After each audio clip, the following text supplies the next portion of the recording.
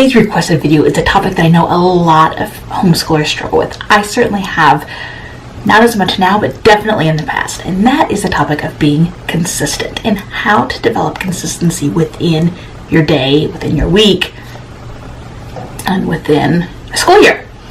So, tell you my story briefly. I am not a schedule person. I hate schedules, especially like very firm ones. I hate them. I rebel. And I do well with a rhythm, but it's hard for me to find a rhythm and stick with it. So when my kids were young, like before we started homeschooling, our days were definitely not a good rhythm to them.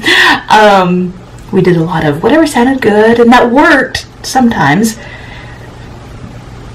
but not always. And then as we moved into homeschool years, that started leaking over. And we would go for a while and be really consistent, and then it would drop back off. Or, we'd be consistent with one subject, but not with others, and it was tough. So, as Elizabeth grew older, I was able to slowly get into it. So that by the time the boys came along into our school, I had a better grasp of it. So it was easier to move them into it. So that's kind of my short, I can relate story to you. Let's now kind of move into some tips that I have of what has helped us. Okay. The first thing I would say is to start slow. Often with new schedules, people just want to jump right into it and they have everything firm and they're going to really do it this time. And then 2-3 days into it, maybe a couple weeks, everyone fizzles out because it was too much. So don't make that mistake. Now, some people may say, but I'm so far behind because we're not consistent. Well, that may be, but if you are consistent on just a couple small areas, that's more than what you were doing. So look at it that way. What I would suggest is to pick two things. One thing that you really love teaching or doing, and one thing that your child really loves. That way, you both have something that will draw you into your homeschool time. Pick those two things. Pick a certain time within your day. Maybe you want to do it first thing in the morning, so 8:30 or 9 o'clock. Maybe you want to do it right before lunch or right after lunch. Think about just one chunk of time that you're going to sit down and do these two things. That's not to say that you can't do anything else. I don't mean that. But those two things will be what you always make sure to get done. Then, after you've spent a couple weeks doing that, add in 1 or 2 more new things. Maybe one thing that your child loves. And then go a couple more weeks and add in something else that you love. So now you're up to 4 things that are consistently getting done. If you're up to 4 things that are consistently getting done, for most homeschool families, that is a good chunk of your day. Now, if 2 weeks is going by and you still don't have a very consistent step to it, maybe wait 1 more week before you add into it.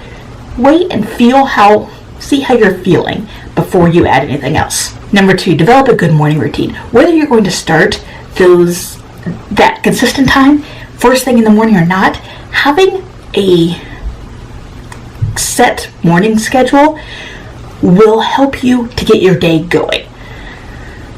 I don't have a wake up alarm time, but I'm always up by 6:30. And then I have alarms set on my phone to remind me when to call the kids down for breakfast. Because I have a little bit of screen time in the morning, so I have set for that. I have a alarm set to remind me when I'm getting ready to start with Elizabeth.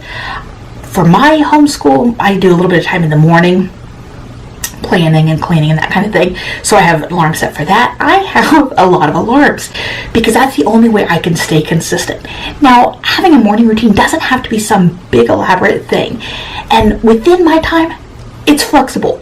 But I know that by the time I go upstairs to start school, I need to be ready. for my day. I need to have dinner laid out, or at least know what the plans are if I need to deal with it later. I need to have had my coffee and done my teeth and makeup and those sorts of things. By then the kids also, I know, need to have had breakfast, done their part of the dishwasher and their other morning jobs, and I've loaded the dishwasher. So by the time I come up, that's my routine as it is. That's about 2 hours that I do all of that, plus my little time on Facebook and that sort of thing. Number 3, homeschooling needs to be your job. When you start thinking about it as a job, it changes your mindset. When I thought about it as just something that I did, well, like laundry. Sometimes I'm really good about staying on top of laundry, and sometimes I'm not. But it gets done. Well, when homeschooling was like that, most of the time some days I was consistent, some days I wasn't. But it would get done, just not necessarily as well as I should have. When I changed my mindset that homeschooling is my job, jobs have hours, so I set hours every day, and it's written on my calendar, and it's in my Google Calendar, my printed calendar. It means that you wouldn't just, if you had a business, you wouldn't just go through your days. You would know what your goals are for the week, for the day, for the month, for the year. Same with homeschooling. When it's your job, those are things that you are responsible for. How that looks, what kind of a plan that looks like, will vary depending on your family and your homeschooling goals and that sort of thing. But you have one. And whether it's written down or not, you have one. So changing your mindset that this is your job, and if it's your job, you don't just not go to your job, because it's your job. So when homeschooling is my job, then I do it like a job. Number 4, don't let perfection win out. This goes back to number 1. You may not have a perfect schedule. Whatever you develop with as far as being consistent may not happen every day. But the more you develop consistency, the more that becomes the default. So don't let perfection win. You don't have to do it perfectly. But you know that if you have an off afternoon, you will get back into it. We have plenty of those days. Even now, my daughter's in 8th grade, and she's been homeschooled since 8th grade, or since kindergarten. So I've had a lot of time with this. And that's the thing. If you think you have to have perfection, then it's very easy to fail before you even get started, because you know you're not going to be perfect. Consistency doesn't have to be perfection.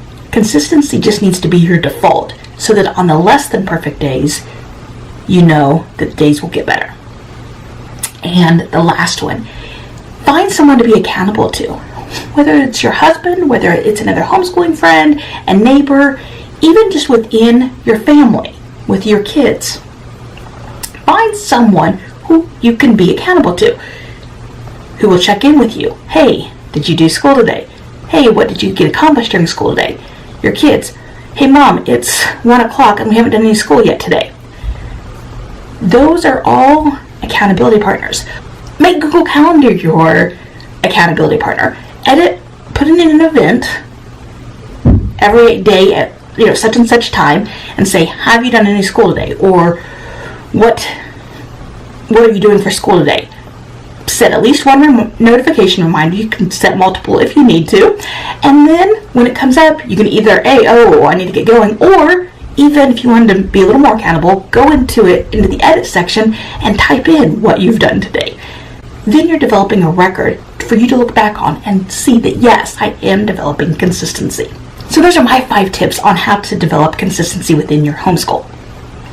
If you have a tip that I didn't mention, please leave it below. If you have a question about developing consistency, leave it below. And thanks for watching.